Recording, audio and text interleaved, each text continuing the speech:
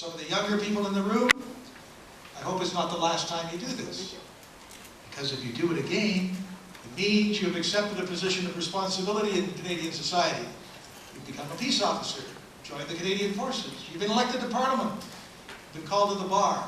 A long list of occupations where we swear allegiance to Canada in the name of our head of state, promising to obey the law and do our duty.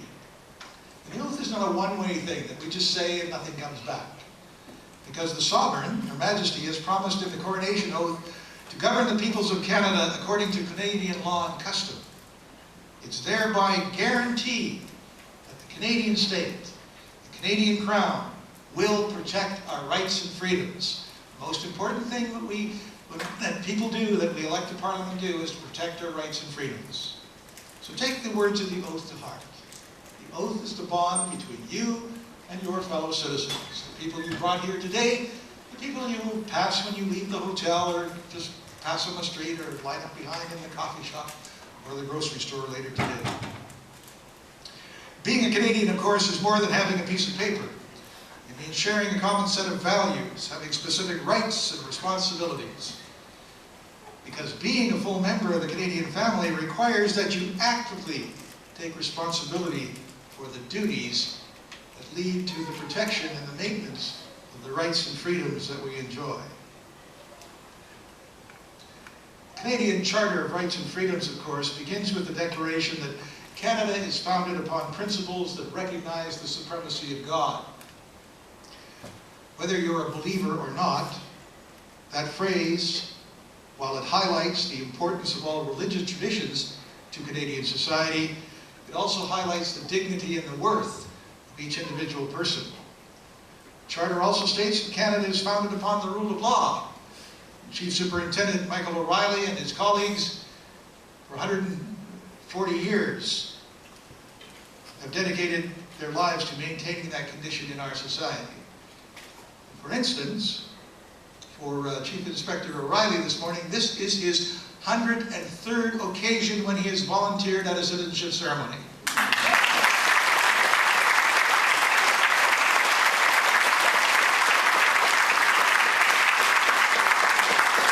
Yes, we did mark his 100th in a special way yesterday morning. And of course, you all know that Canada is a democracy where individual rights and freedoms are respected. Of course, that didn't just happen either. Brave Canadians fought, thousands died for these rights and freedoms we hold so dear. Like you, they came from many different nations, and they held different beliefs. Their commitment to Canada can never be forgotten or go unrecognized. When we recite the oath of citizenship together, we should remember that today Canadians have life for the choosing. Do anything you want, life for the choosing, because of the sacrifice that was made by tens of thousands of men and women who fought to establish the conditions that attracted you to become a Canadian citizen. Now, when you came through and we presented you your certificates, I asked many of you where were you born? And of course, you represent 29 countries, but where are you from now?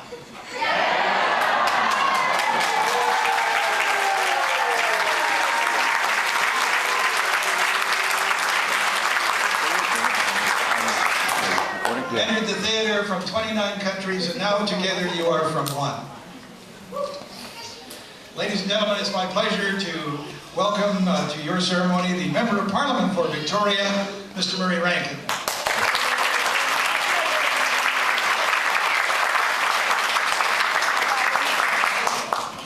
Welcome to you, my fellow Canadians. I think the first time I can say that. Welcome each and every one of you now that you're truly full members of the Canadian family. You know, our national anthem puts it very well. It says, "From far and wide, O Canada, we stand on guard for thee." That reminds us that many of us originally came from other places, but now, as the judge has said, we are all Canadians.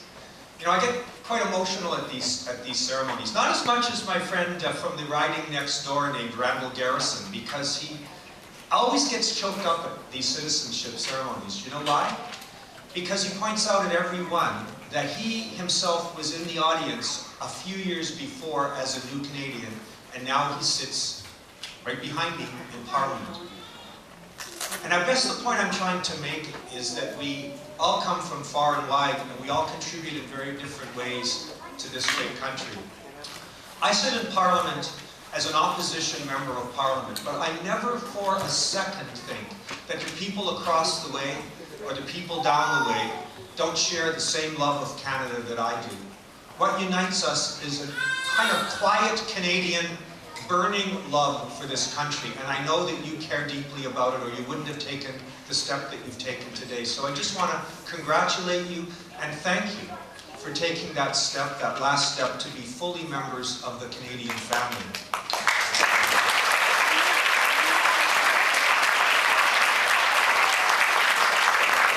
I was talking to my wife at breakfast, and I said, it's kind of like a marriage becoming a new Canadian. Because you enter into a new relationship with one another. You'll see that you're going to feel differently as you walk down the streets. You're going to feel differently now that you're a fully fledged Canadian in every sense of that word. And I hope that you will embrace that exciting new relationship with your fellow Canadians. You're going to feel different, and that's a good thing. Because becoming a Canadian is a statement, I think, of your commitment to be an active member of our community. And Judge Pash made the same point. You know, we are partners with you in this marriage. We have to work together to create this new relationship together. Because one of the things you're going to find is that Canada is a very caring country. You see it all the time. A few years ago, a fellow I now call a good friend, who I didn't know until a couple of years ago, is a gentleman from South Asia. And he came over here with his family like many of you did. And you remember, a few years ago, you remember those floods we had in Calgary? Devastating floods. And what he did was, he has a furniture store on downtown. He sat on a platform 20 or 30 meters above the ground. And he sat there for a day and a half to raise money for the Red Cross for people in Calgary. And I said, why are you doing that? Do you know anybody in Calgary? He said, no, I don't know a soul in Calgary. My family comes, I think it was from the Punjab. And I said, well, why are you doing that? He says, because I'm a Canadian. Because I care about my fellow Canadians, whether I've even been to Calgary or not. And that's the spirit of being in this new country that I hope that you will also have. Because you will bring so much of your talent to this country and make us a better place. And that's all we ever ask of you. We ask you to obey the laws, as the judge said. But I hope that we can also work together to make this an even better country. Because quietly proud or jingoistic, Canada is a wonderful, wonderful place, and I'm so glad that you've joined the Canadian family.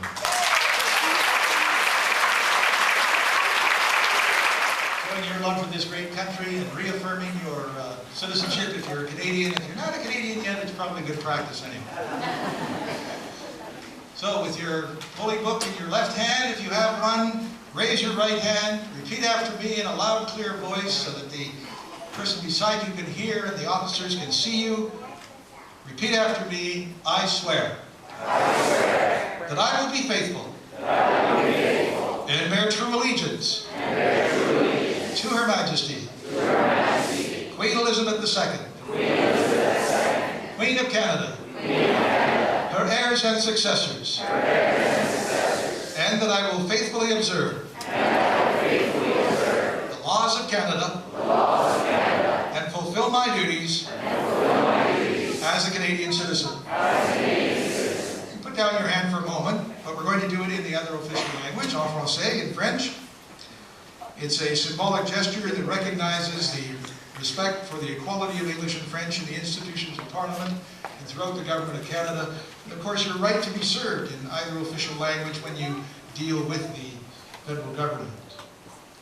So, repeat after me, raise your right hand, levez vos mains droites, répétez après moi, je jure que je serai fidèle et porterai sincère allégeance à Sa Majesté, la Reine Elizabeth II, Reine du Canada, à ses héritiers et successeurs, que j'observerai fidèlement les lois du Canada et que je remplirai loyalement mes obligations de citoyen canadien. You are now Canadians in English and French, both official languages. Congratulations.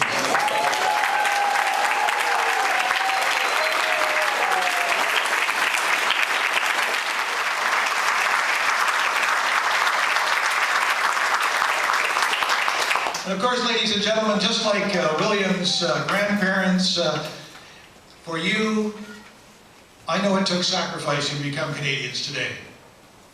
But today is only the end of the beginning. Tomorrow morning, you are going to wake up for the very first time as a Canadian citizen.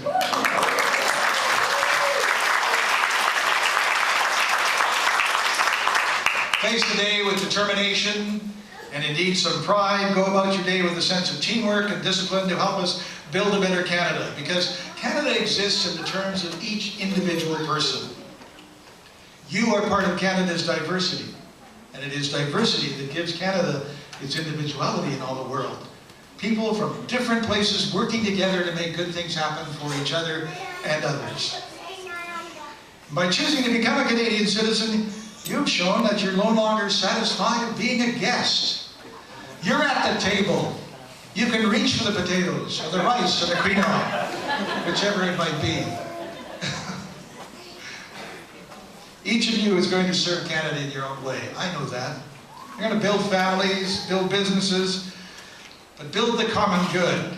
Build this nation with human laws, customs, manners, and kind human relations. You're not asked to give up your culture. You're not asked to give up your religion. You're not asked to give up your language. You don't even have to adopt the same views as your neighbors, think the same way. But you are invited to accept and value the cultural freedom of all others as you enjoy your own.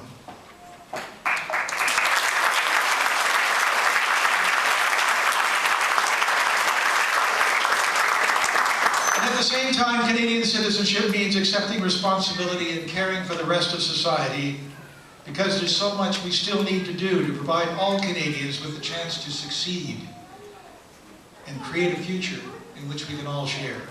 That vision of Canada is not a given. It's not just going to happen. We have to work at it day by day, continually. It's a goal to aspire to. Further, sharing that future means being able to communicate with all Canadians. If English or French is not your first language, I encourage you to improve your skills in either or both. Why? Because you're just going to enjoy being a Canadian more. If you're in business, you're going to have a whole lot more success and make more money. It's really simple. Life will be easier. At the same time, be proud of your roots. Bring everything that is positive with you to work together with your neighbors to continue to build this nation. Of course, Canada's not perfect. We do a lot of things right. There are some wrongs to be made right. But the notion of doing one's duty as a Canadian is about trying to do the right thing, as well as doing things right. Concepts of service and duty are not old-fashioned. Their enduring value has helped build this nation. A nation that's going to become 148 years of age in just a few weeks. But a country without equal, and a country that will depend on you for its future. A relatively new nation that is mostly the product of generosity, patience, and openness. And of course, here in Victoria, right now, we are gathered on the traditional territory of the Songhees and the Esquimalt First Nations people. They dug clams in the mud flats that this building is built on. They had a village across where the apartment buildings are. They sailed the Salish seas in their single cedar tree dugout canoes. And they lived here tens of thousands of years before the Europeans came. And the early settlers who came to these Pacific shores not much more than 160 years ago to build Fort Victoria just up the road here, discovered they had to learn from the Aboriginal people and that they needed one another. Because Canada has been built by the combined contributions of the Aboriginal people and then those like you who came later from all over the world. Each of you is an example of the hope and courage for those who've yet to come. Ladies and gentlemen, before we wrap this up with the singing of O Canada, the officer is going to tell you about a wonderful gift that I hope you will take advantage of.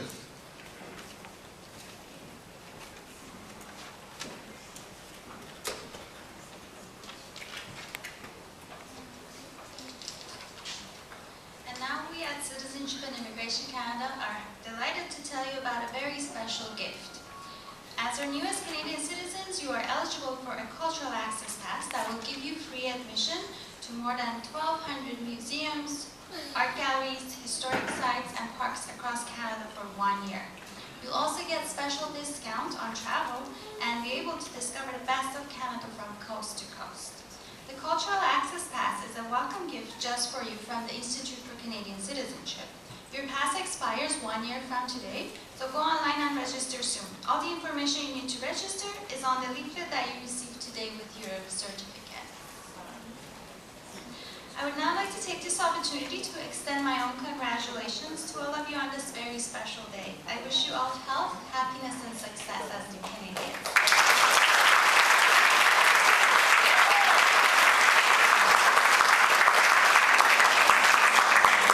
Do take advantage of that. There's a wonderful opportunity from Via Rail, for instance, talking to a family in White Rock who took their entire family as new Canadians on that trip, and they said it was quite marvelous. So now, ladies and gentlemen, we are going to sing O Canada for you the very first time as a Canadian citizen. Yes, at the Olympics you can still cheer for another flag, that's allowed. But O Canada is now your national anthem. Sing it loud and with pride.